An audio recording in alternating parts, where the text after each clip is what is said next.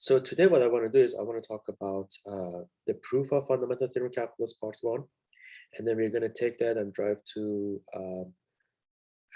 fundamental theorem calculus part 2 and its derivation and application of it. So we're going to do that today in this lecture, and then this should be enough for you guys to be able to finish up the homework for this week, and we'll see how that works out. So in the fundamental theorem calculus part 1 stated that if f is a continuous function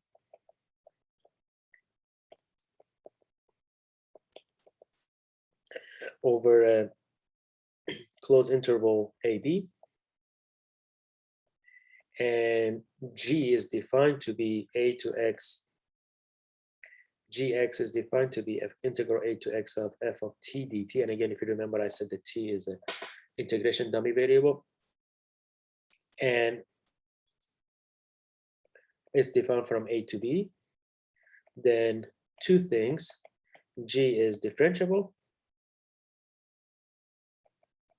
as a derivative on AB, and second thing is g prime of x is f of x. Now the proof of this theorem is actually not too bad if you remember the things we've been talking about in this section, in this chapter already. So what we do is we actually do this: we prove that this is true, and then from there, of course, that will mean that the first statement is true because I was able to find the derivative. It's differentiable if I can find the derivative, right? So that's the idea. Let me remind you guys what the derivative is. Let me use a different side note here. G prime of x is limit as delta t, or delta x, sorry, goes to 0 of f g of x plus delta x minus g of x over delta x. Sometimes for ease of notation, instead of delta x, we use h, and that's what I'm going to be using.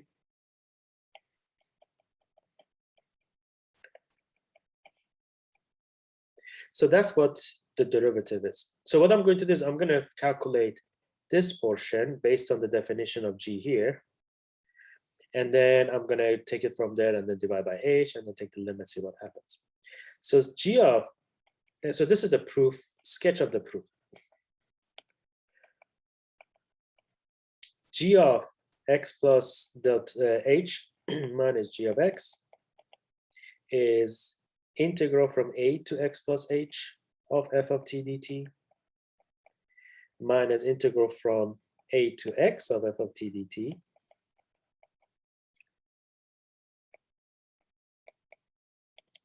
which is, now I can split a to x plus h to a to x, one of the properties of determinant, integral from x to x plus h, and then take over integral from a to x of f of t dt. So in a sense, I split this part to two pieces, go from a to x to x plus h, so two parts, and then I just wrote that as it was before. Obviously, you notice here that this and this cancel out.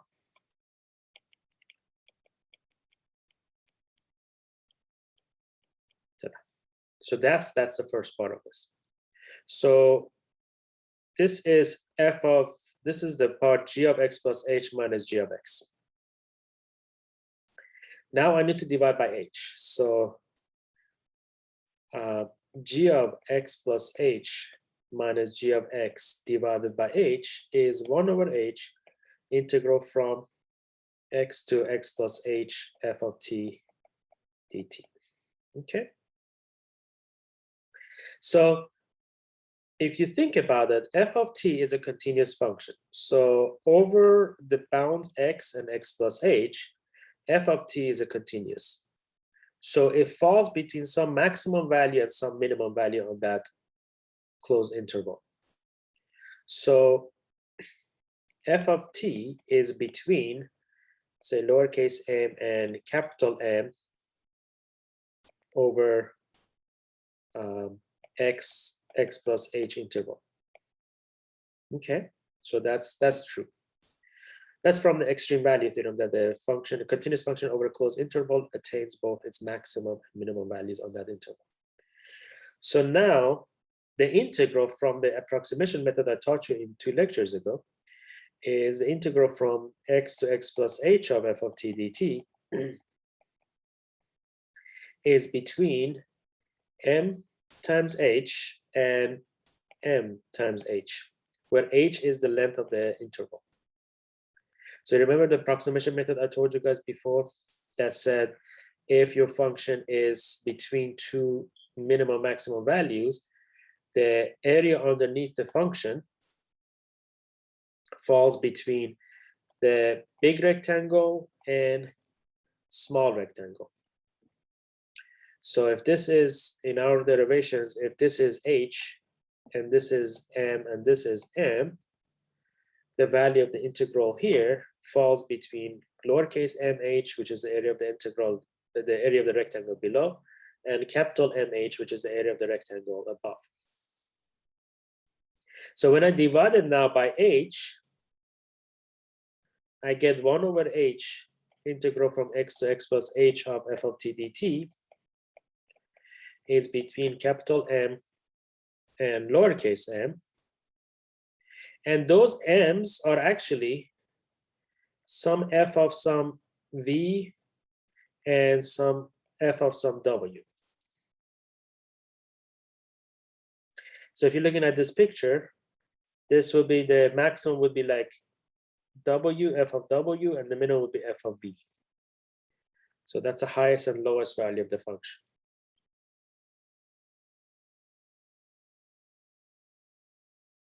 Okay, so those are the bounds of your integral, which means your g of x plus h minus g of x over h falls between 2 values, f of v and f of w. And remember, v and w are in x plus h interval.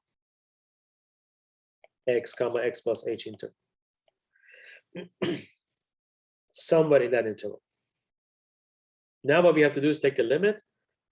So limit as h goes to 0 of g of x plus h minus g of x over h, in this case, which would be, so actually,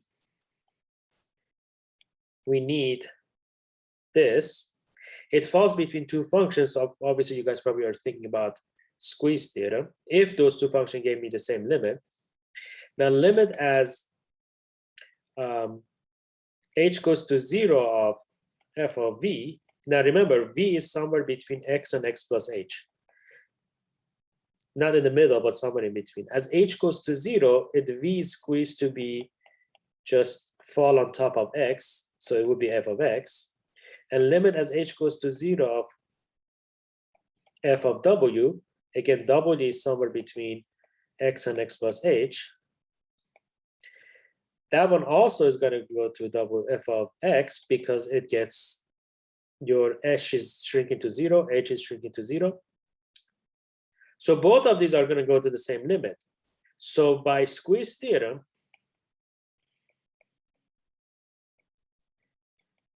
from 1a, limit as h goes to 0 of g of x plus h minus g of x over h, which is between those 2 limits and both are the same value, is f of x. And remember, this was supposed to be your g prime of x. So this is a quick proof of the fundamental theorem calculus part 1. Fundamental theorem calculus part 1. Now, fundamental theorem calculus part 2, which is the one that we actually use more often in basically everything from this point on, actually uses that to prove that if f is a continuous function over AB, and capital F is any antiderivative.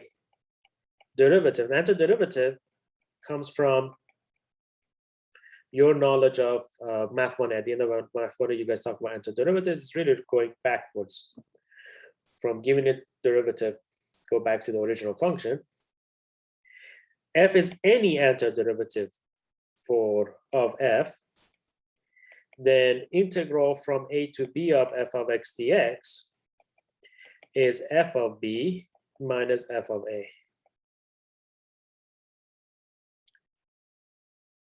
That's really the high. So for example, if somebody says, before I prove it, let me give you an example. What's integral from 1 to 3 of x squared dx?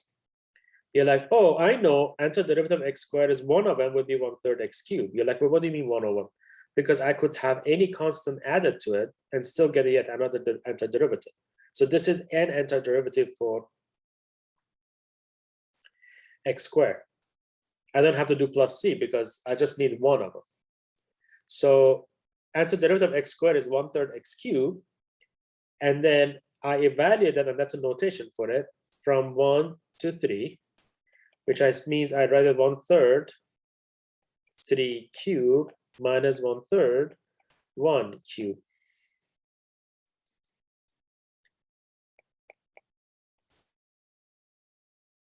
So this is supposed to be f of b, and this is supposed to be f of a.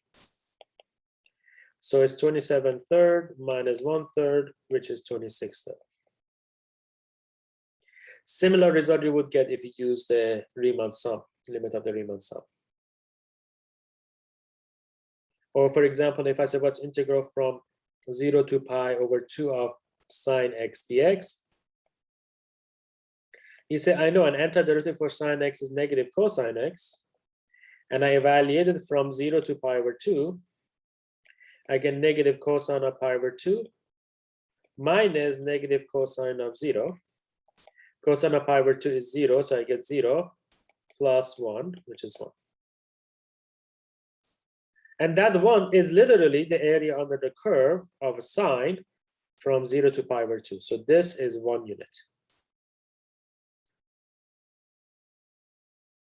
Okay. Again, for example, if I give you integral from -1 to 2 of x squared plus 2x minus 1, just by using the properties of antiderivatives, I could say that is antiderivative of this is going to be 1/3 x cubed plus x squared minus x from -1 to 2. So I plug in the 2.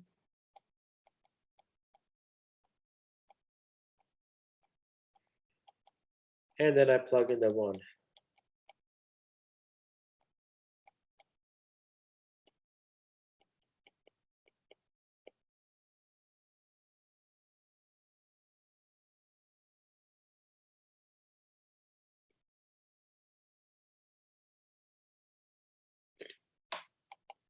So I get 8/3 plus 4 minus 2 minus -1/3 plus 1 plus 1. So it's going to be 8/3 plus 2 plus 1/3 minus 2. It's going to give you 3.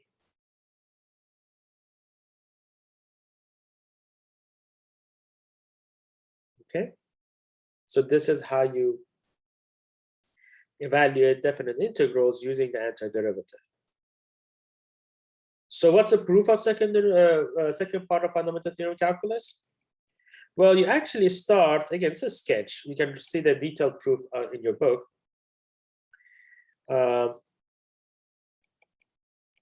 Part 2.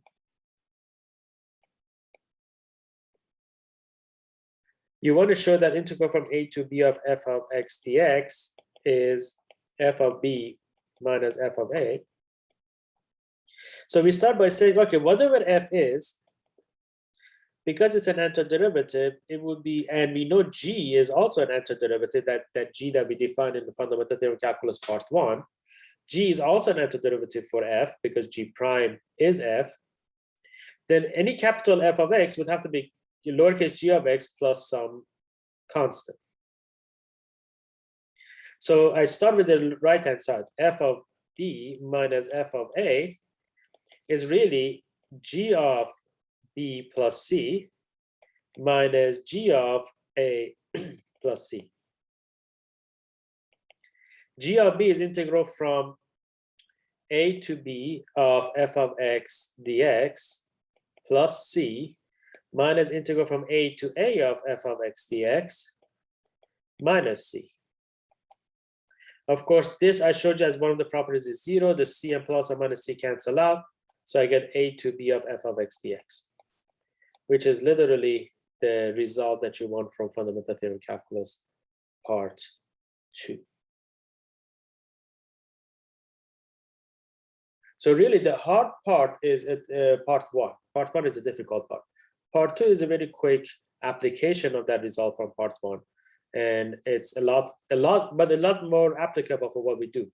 We do a lot more of this than part 1, at least in this class. Okay.